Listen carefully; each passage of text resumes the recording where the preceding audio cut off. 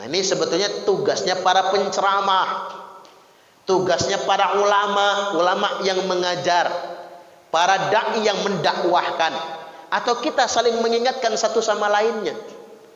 Karena kita punya kewajiban untuk saling mengingatkan satu sama lain.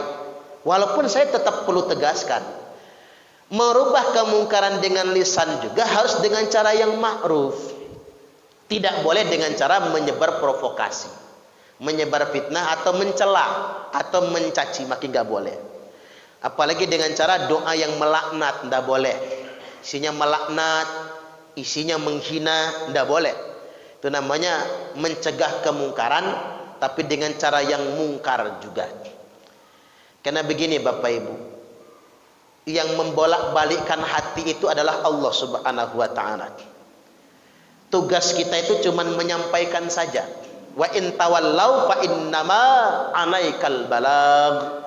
Kalau dia berpaling setelah engkau dakwah, dia berpaling setelah engkau sampaikan, dia ngeyel setelah engkau dakwahi, fa innama alaikal balagh.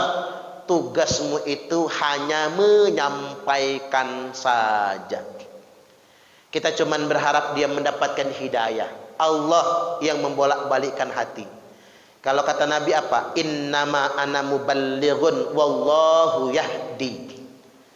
Tugas saya ini kata Nabi semata-mata menyampaikan. Allah yang kasih hidayah.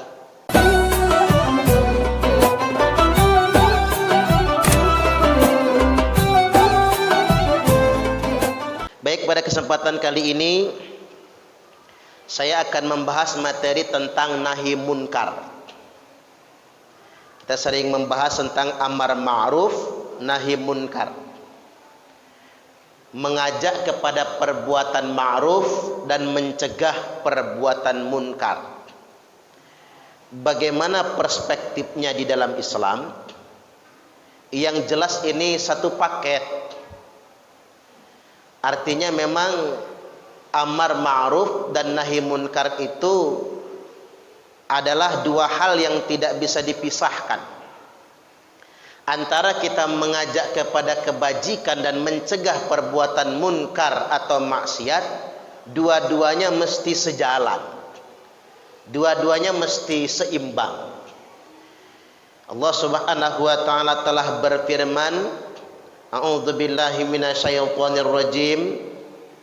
Kuntum khaira ummatin ukhrijat linnas. Kalian semua adalah umat yang terbaik yang dikeluarkan untuk segenap umat manusia. Ta'muruna bil ma'rufi wa tanhauna 'anil munkar. Agar kalian senantiasa menyeru kepada perbuatan ma'ruf, mengajak kepada kebajikan dan mencegah perbuatan munkar. Nah, benang merah yang harus kita pahami, mengajak kepada perbuatan ma'ruf itu harus dengan cara yang ma'ruf juga. Adapun mencegah perbuatan yang munkar pun harus dengan cara yang ma'ruf juga. Jadi jangan begini, pakai ilmu cocok-cocokan. Mengajak perbuatan ma'ruf dengan cara yang ma'ruf. Mencegah perbuatan munkar dengan cara yang munkar. Salah. Mestinya mengajak perbuatan ma'ruf dengan cara yang ma'ruf. Mencegah perbuatan munkar pun dengan cara yang ma'ruf. Tidak dibenarkan dalam ajaran agama kita mencegah perbuatan munkar dengan cara membunuh pelaku kemungkaran. Nggak benar itu. Nggak boleh dalam Islam. Jadi jangan sampai orang merasa mencegah perbuatan munkar dengan cara membunuh pelaku kemungkaran itu adalah benar. Salah. Tidak begitu maksudnya. Mencegah perbuatan munkar juga mesti dengan cara yang ma'ruf dan disesuaikan dengan kemampuan kita masing-masing. Baik, kita masuk dulu ke sabda Nabi. Diriwayatkan dari Abu Sa'id Al-Khudri radhiyallahu an. Beliau berkata, sami'tu Rasulullah sallallahu alaihi wasallam yaqul, Aku mendengar Rasulullah sallallahu alaihi wasallam bersabda, "Man ra'a minkum munkaran falyughayyirhu." Barang siapa di antara kalian semua melihat kemungkaran, adanya kemaksiatan, falyughayyirhu, maka hendaklah ia berupaya untuk merubahnya. Jadi Nabi enggak perintahkan begini, kalau melihat perbuatan mungkar binasakan, tidak. Kalau melihat kemungkaran bunuh, tidak. Kalau melihat kemungkaran libas, tidak begitu kalimatnya. Falyughayyirhu, berupaya, berusaha untuk merubahnya. Jadi ini ada proses berarti Pak, ada cara, ada mekanisme. Nah, upaya merubahnya itu tidak boleh dengan cara yang mungkar, tapi harus dengan cara yang benar.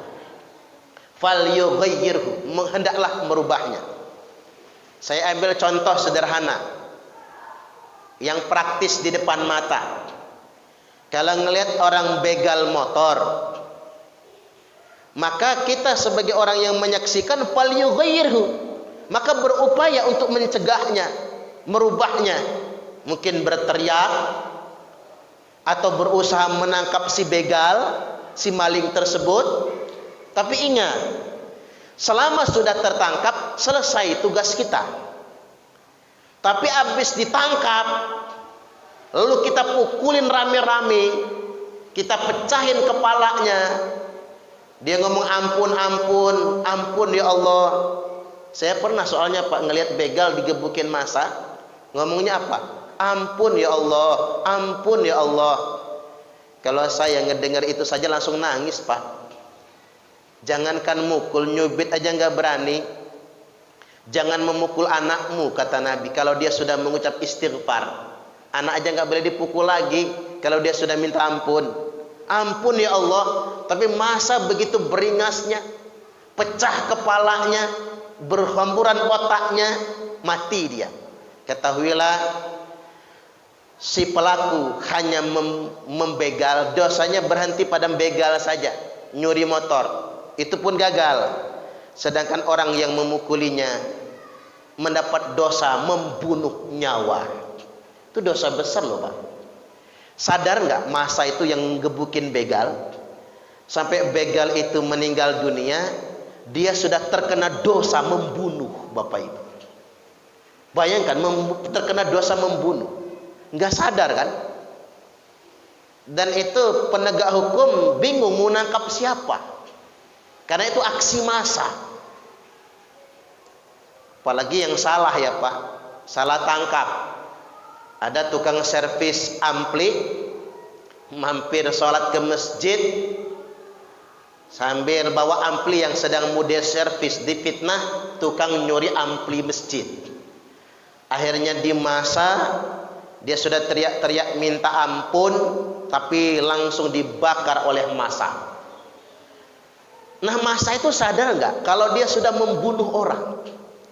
Dan semua orang yang terlibat di sana dapat dosa membunuh orang.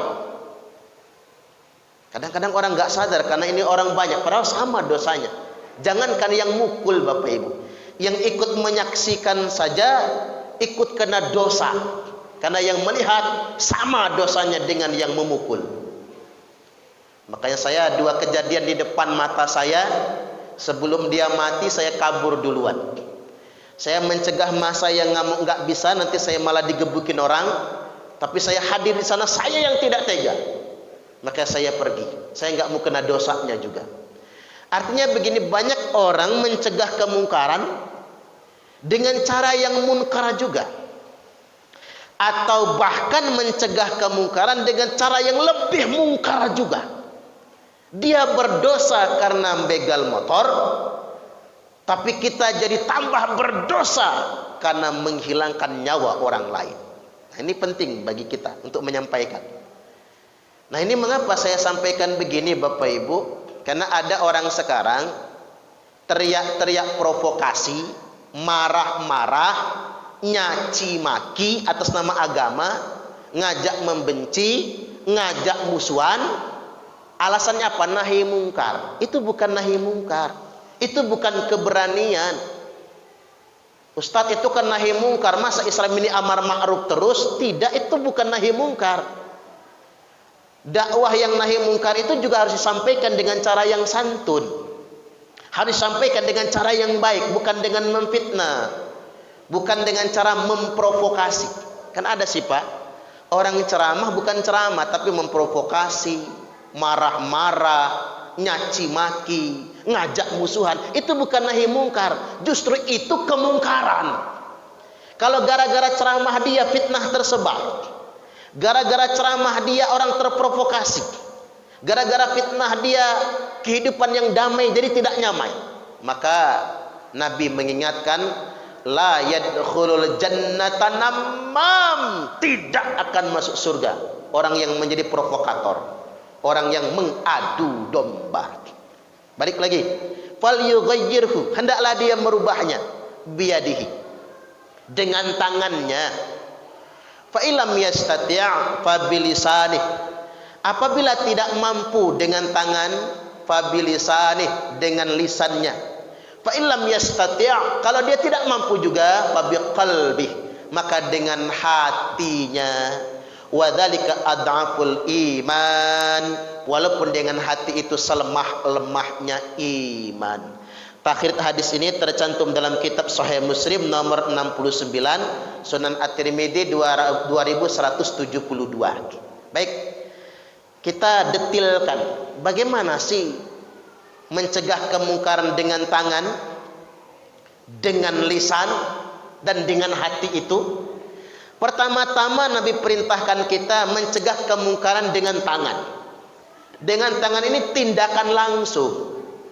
Ada orang berkelahi di hadapan kita, kita melerainya, memisahnya, itu namanya fal yughayyirhu biyadihi, mencegahnya dengan tangan, merubahnya dengan tangan. Ada orang dianiaya di hadapan kita, lalu kita melerainya, mencegahnya, itu merubah dengan tangan. Walaupun kasihan juga kemarin kalau tidak salah di Tanjung Priok, ada anggota polisi bertugas melerai orang berantem. Karena beliau melerai orang berantem, maka beliau malah dikeroyok. Yang alhamdulillah pengeroyoknya 14 orang ditetapkan tersangka pengeroyok tersebut. Ada resiko juga ya Pak, melerai orang berantem itu ada resikonya. Di Kemiling, kejadian beberapa tahun yang silam, orang berkelahi di atas panggung, dilerai, yang melerai malah kena tujah, wafat, meninggal dunia. Jadi memang beresiko juga, tindakan langsung itu beresiko. Jangankan kita orang biasa, penegak hukum pun bisa jadi korban terhadap tindakan langsung tersebut. Jadi ada hal-hal yang memang kita secara otomatis harus bereaksi secara langsung ketika melihat kemungkaran yang ada di depan kita. Tapi sebetulnya kata biyadih ini Bapak Ibu, ini bahasa kiasan. Apa maksudnya? Mencegah kemungkaran dengan kekuasaan. Karena begini, kemungkaran yang mesti ditindak langsung, kalau di zaman sekarang itu kewenangan orang yang berkuasa.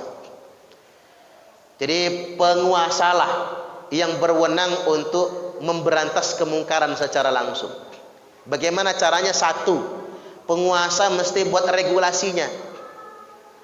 Eksekutif, legislatif mesti bikin regulasi, undang-undang. Setelah ada undang-undangnya, ada pelaksananya. Ini aparat penegak hukum, polisi, eksekusi. Jadi bahaya juga kalau masyarakat sipil dilibatkan secara langsung di pemberantasan tindak kriminal. Jadi benturan antar masyarakat. Nah, ini negara sudah negara modern.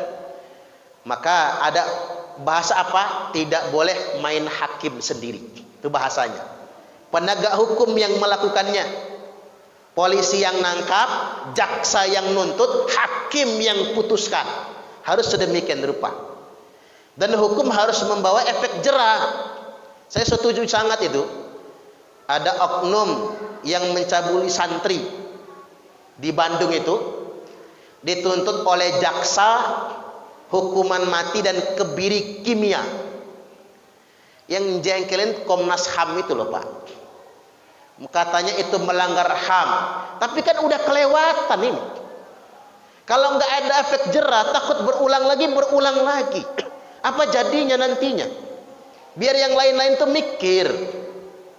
Karena memang begitu sih. Perbuatan predator seksual itu Bapak Ibu selalu korbannya adalah orang yang tak berdaya. Itu kan anak-anak santrinya yang orang miskin dari kampung, direkrut suruh mondok nggak bayar.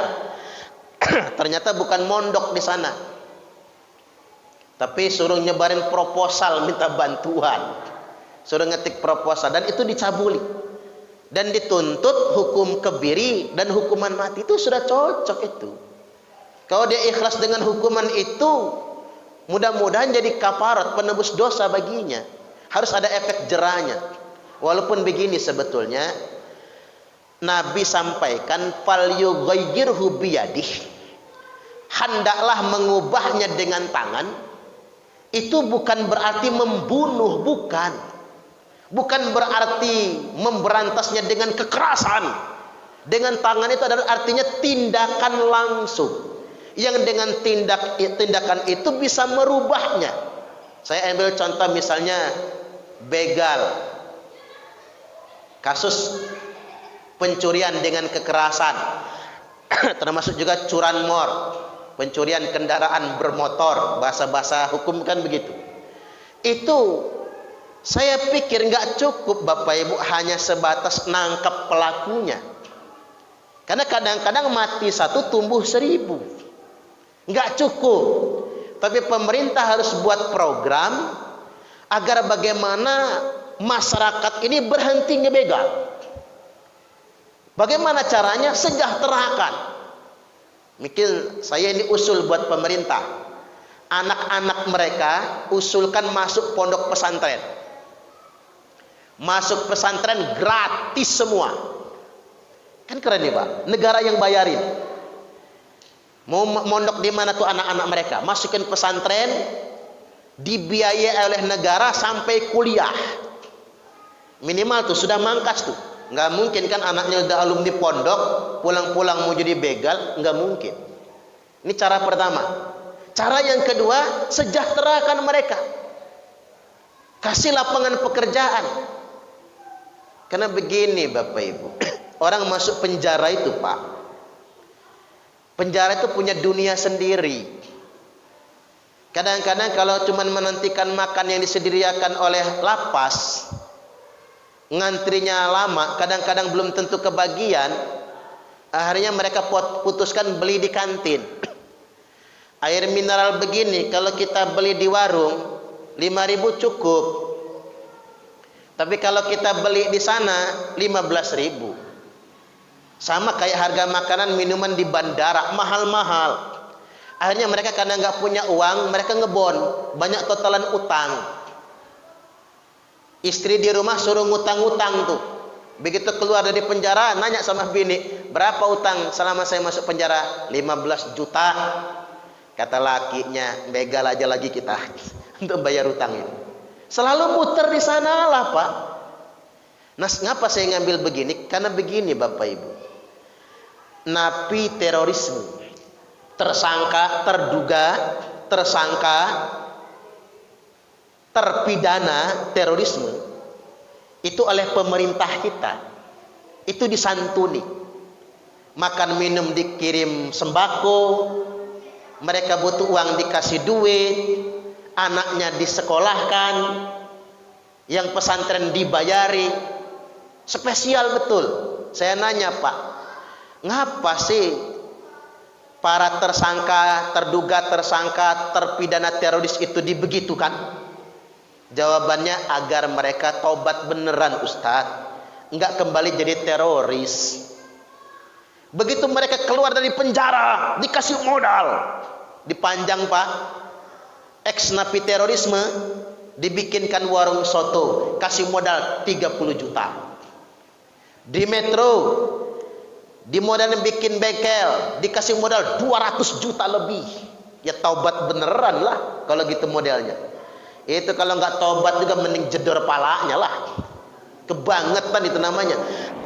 Jadi sebetulnya negara betul-betul memperlakukan para pelaku teror di negeri ini dengan sangat mulia. Mudah-mudahan dengan cara itu mereka bertobat. Walaupun persoalan mereka bukan persoalan ketidaksejahteraan, bukan. Tapi karena ideologi. Maksud saya begini, seandainya narapidana begal juga diperlakukan kayak gitu, beres dah. Karena penyebab orang membegal bukan ideologi, bukan. Orang membegal bukan karena agama, tapi orang membegal karena faktor kesejahteraan. Nah itulah gunanya negara. Negara biadih merubahnya dengan tangan. Payah juga di negeri kita ini Pak. Banyak orang kalau belum berkuasa teriak-teriak bela rakyat. Tapi begitu sudah berkuasa lupa sama rakyat. Kadang-kadang sedemikian rupa. Saya ambil contoh sederhana misalnya ini, atau kritik lah buat pemerintah kita. Anggaran pendidikan kita itu kan 20% dari postur APBN. Berarti kan 400 triliun setiap tahunnya. Itu mestinya Bapak Ibu bisa menggratiskan pendidikan. Ngapa sih orang sekarang malas punya banyak anak Pak? Kalau zaman dulu kan banyak anak banyak rezeki. Zaman sekarang takut orang banyak anak. Bukan karena takut nggak kebeli beras, gampang. Orang takut banyak anak sekarang karena biaya sekolah mahal. Betul nggak kira-kira? Karena biaya sekolah mahal. Ada-ada aja sekolah itu, mohon maaf, betul bikin apa itu Pak? Uang pembangunan lah, uang komite lah, apalah gitu ya. Ada apa sebetulnya? Kok sekolah dibikin segitu mahalnya? Mana sekarang ini kan begitu, mau pinter tuh mahal sangat. Udah sekolah bener dia sekolah, mesti ikut bimbel juga. Kalau nggak bimbel ya nggak pinter. Lo ngapain dia sekolah? Ini otokritik. Maunya kita anggaran pendidikan, anggaran kesejahteraan. Kita ingat beberapa bulan yang lalu Menteri Sosial ditangkap KPK gara-gara mengkorupsi dana bansos. Masya Allah. Padahal itu dananya orang-orang melarat ya Pak. Orang-orang yang gak mampu, korban-korban masa pandemi, tapi dimakan juga. Makanya kalau kata Mahatma Gandhi itu apa? Kekayaan alam kita ini sudah lebih dari cukup untuk memenuhi kebutuhan kita. Tapi semua kekayaan alam kita ini jadi kurang jika untuk memenuhi keserakahan umat manusia. Iya juga. Ini karena keserakahan. Jadi pemerintah harus buat program-programnya sebetulnya untuk menyelesaikan persoalan-persoalan semacam ini. Itu yang disebut dengan falyughayyirhu biyadih, mengubah kemungkaran menjadi kemaslahatan, yakni dengan kebijakan para penguasa.